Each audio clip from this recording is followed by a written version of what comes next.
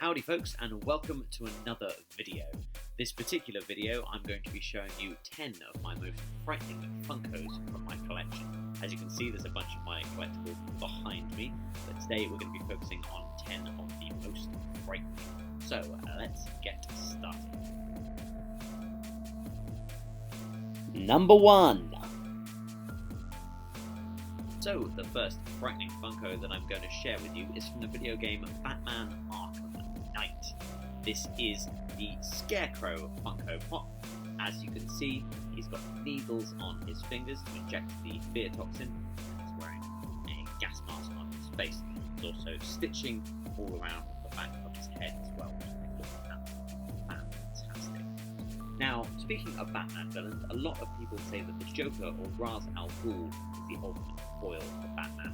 However, for my money, I think that Jonathan Crane as Scarecrow is an excellent nemesis for Batman, because Batman harnesses fear to fight criminals, and the Scarecrow harnesses fear as a criminal. So I think that he makes a solid argument to be Batman's ultimate villain. Number 2. Next up, we have a slightly more obscure Funko Pop. This particular pop is from the TV series Twin Peaks, which was released back in 1990. This pop is Bob, or Killer Bob, if you prefer, from Twin Peaks. Now, he may not look particularly terrifying in the abstract, but if you've seen the show, you know just how terrifying this guy can be. Detailing on this pop is fantastic as well. Looks exactly like he does in the show, with long grey hair, blue denim shirt. I've actually cosplayed as this character before on several occasions because I'm a big fan of this particular character, and indeed the work of David Lynch. Now, I will be discussing movies on this channel and TV shows, as I've previously mentioned, and I'm sure we will get into a deep dive about Twin Peaks at some point on the channel. I would love to hear some of your fan theories about what it all means, because, as ever with David Lynch, it is a mystery. Number 3. Now, these Funkos are in no particular order, but still, number 3 on the list of frightening Funkos is this clever girl from Jurassic Park. This is the Velociraptor from the original Jurassic Park. I really loved this film growing up as a kid.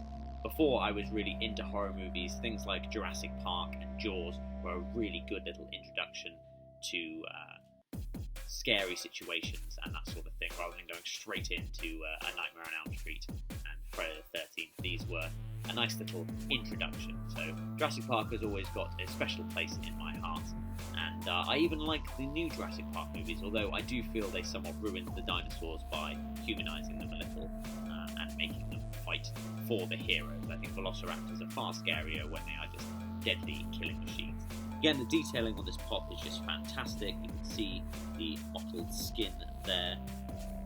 Of course, as we all know, an accurate dinosaur would probably have feathers as well, but luckily they didn't go with that. So there we go. This Funko needs a stand to stand on. I've taken the stand off so that you guys can see it, but it doesn't stand under its own power. A little bit top heavy with the head there. Number 4. Next up, we have a Funko Pop from another video game franchise that I am a huge fan of. I'm already repping this franchise, in fact, by wearing this hat. This is a Nuka World hat, which means I must be talking about the Fallout franchise, first created by Interplay and now, of course, owned by Bethesda. Now, this particular Funko Pop is the Mothman. I absolutely love the design of this pop. I think it's beautiful. It's from Fallout 76, which is the Fallout game that everybody hates, but I really, really love the character design of this particular Funko, and I actually think that Fallout 76 is a solid game now. Since the updates, and since they've added some of the features that people have really been clamouring for, it's actually a solid game. So if you're a Fallout fan and you're desperately waiting for Fallout 5, or indeed The Elder Scrolls 6, if you're just a fan of Bethesda RPGs in general, go and give Fallout 76 another go. Give it another look. It's stable now, it doesn't crash all the time, it's a lot more fun to play, so check that out, and enjoy searching for the Mothman. I've actually been looking into cryptids, which is what the Mothman is, recently, and I'm really fascinated by them. I think they're really interesting subject matter, so perhaps we'll do a deep dive on cryptids at some point later on in the channel. Let me know if that's something you'd be interested in. Here comes number 5. Now, I must admit, it was my intention when I decided to put this little list together of the top 10 Frightening Funkos not to include 2 things from any one franchise, but I just couldn't resist in this particular case because I am a huge fan of these particular comic books. Batman is a big part of my life and a big part of my collection indeed, so I'm sure we'll be talking about a lot of DC Funko Pops over the course of this channel. But this particular Funko that I'm going to show you is one of the many Joker Funkos that I have. I have like 15 Joker Pops, maybe more than that, maybe close to 20 now. In fact, considering I ordered one recently, yeah, I think it is close to 20. But this particular Funko is the Death of the Family Funko. I'm whiting out a little bit there, white face. He is terrifying though. I really love this Funko. Now this is from the Death of the Family storyline. Now while we're talking Batman, I must let you know that coming up on the channel I'm going to be doing a regular segment called That's Good Batman, which is going to be focusing on all the best Batman comic books and animated films, because there are so many great Batman comic books and so many great Batman animated films, but not all of them are great, and I will be putting together a little guide recommending some of the very best stories for you, some of the essential stories as well, if you're not so familiar with the characters and you're just familiar with the Christopher Nolan films, or indeed the Joel Schumacher films from back in the day and Tim Burton. But yes, this is a fantastic pop. I really love it. The detailing is just beautiful. I actually have 2 of these particular Funko Pops because I'm such a fan of it. I have one also in its box. As I'm sure you'll notice, I've been taking these Funkos out of the box, which some people absolutely hate. I know some people like to keep their Funkos boxed. As you'll see behind me, some of them are boxed and some of them are not. But generally speaking, I do like to take my Funkos out of the box and have a little play with them. Because what's the point of owning toys if you can't enjoy them? Now it's time for number 6. Next up, we're going to be looking at a character from one of my absolute favourite horror movies of all time, indeed from one of my favourite authors of all time. This particular character is from Stephen King, and it is Pennywise the Dancing Clown. Now, this particular pop is actually Pennywise putting his makeup on. There's 2 variants of this particular pop. One where he's midway putting his makeup on, which is the one you see here, and there's also a version where he has no makeup on. Now, I absolutely love Bill Skarsgård's version of Pennywise the Clown in the modern version of it, but I am also a huge fan of the Tim Curry version of Pennywise from the 90s. In fact, the pop of Pennywise from the 90s version is one of the very first pops that I ever bought. I remember being very excited when I saw that, and it pretty much started my love of Funko Pops, so I owe an awful lot to that dancing clown. What's in the box? What was in the box? Next, we have another Batman pop. Now, I know that I'm showing a lot of love to Batman with this particular video, but I'm a big Batman fan, and I want that to come across early on so that you guys aren't shocked when I go on and on about Batman in my videos.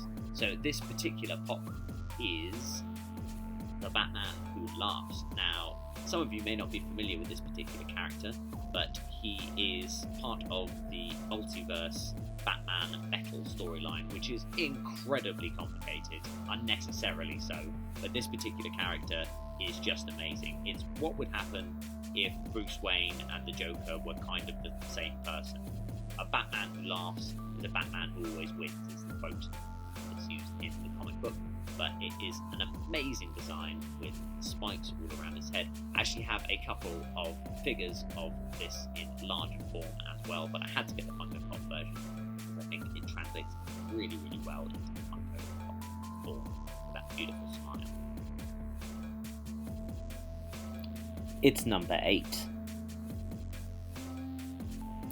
Next up, we have a pop from the world of television. Now, I am a huge fan of Breaking Bad, and indeed Better Call Saul, El Camino, the film that followed on from Breaking Bad.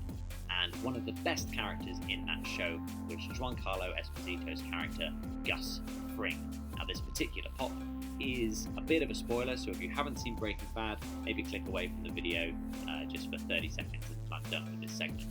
This is Gus Fring right after the explosion that kills him eventually in the show in season 5, I believe. This is an amazing pop. I love the detailing on it. It's one of the goriest pops that Funko have done.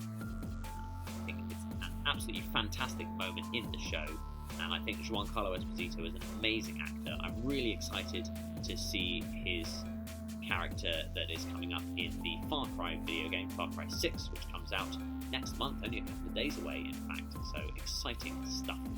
I really love this pop. I do also have a version of Gus where he's got a full face as well. In fact, I think I have almost every single Breaking Bad pop that exists, but this is definitely one of my absolute favourites. 9.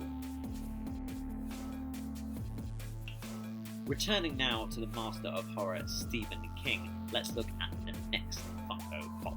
This is the Creeper from the Creepshow franchise, famously portrayed by special effects wizard Tom Savini in the original movie version of Creepshow.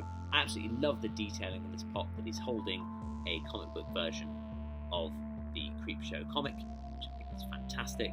The teeth, the detailing, everything, it's just an absolutely beautiful pop. I'm a huge fan of the Creepshow franchise. If you haven't checked out the TV series of Creepshow as well, I thoroughly recommend it. One of the episodes is actually directed by Joe Hill, who is Stephen King's son. If you haven't checked out Joe Hill's books, thoroughly recommend you do. He's just as good a writer as his father, and his stories are equally creepy, and some of them even tie in to some of Stephen King's more famous works. So if you're a big Stephen King fan and you love those big universe things that he does, then make sure you check out Joe Hill's books. We will be discussing literature on the channel on occasion, but I don't think I'll be doing book reviews because that seems a little archaic for these modern times. But who knows, maybe I will. Let me know if you would like me to do book reviews, and I'll do book reviews as well. Why not? Number 10. And the final pop that we have for you is one from the world of wrestling. And now, I mentioned in my opening video that I am a big fan of wrestling, and that wrestling may indeed come into the channel a little bit in terms of references and stuff. So here it is. This is The Fiend. He is portrayed by the wrestler Wyndham Rotunda, or Bray Wyatt, unfortunately now retired from WWE, but I think you'll agree that the design of this Funko is just beautiful. He is very accurate to his portrayal in WWE. He even has the detailing on his gloves that say hurt and heal. And interestingly enough, I mentioned Tom Savini in the last pop that I showed you. This mask was also designed by Tom Savini, and I think you can tell because it looks quite similar to the Slipknot masks, which many of you know were also designed by Tom Savini, at least the initial Slipknot masks that were designed. So there we go. That is 10 Frightening Funko Pops. I hope you have enjoyed, and keep an eye out on the channel for more content like this. Obviously, this is only my second video so far. You may have noticed there is an archive of my old radio shows on the YouTube channel as well, so if you want to go check those out, feel free. Don't forget to like and subscribe. Thank you so much for watching.